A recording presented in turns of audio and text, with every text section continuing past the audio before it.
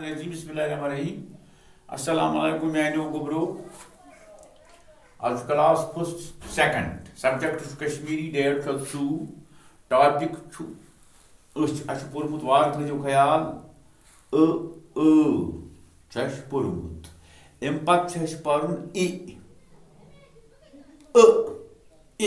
यानी बोन कुन आवाज गसान यह आवाज गहनस मज थावी पोर्मुत यह गो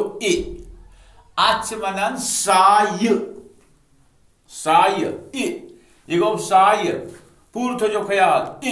साय जेर हज अड़ी आवाज गो ना गो अड़ी आवाज साय साय जेर हज अड़ी आवाज यह अक्षरस बन कन त्रावन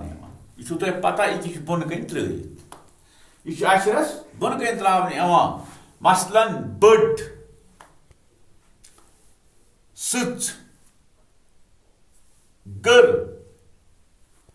तुम समझ बे पर एक लट साय जेर हज अड़ी आवाज यह बन कन त्रावन अक्षरस मसलन बड़ सच गर परू लिखू हिचू क्या क्या ब अजाय आवाज बोन वार थो ख्याल दर हूनिस कर दर आवाज गई बोन अड गई आवाज बोन दत लद कह इंसान ये दत लद पे बिहित समझो तथ वन दत लद ज गई आवाज बोन आखिर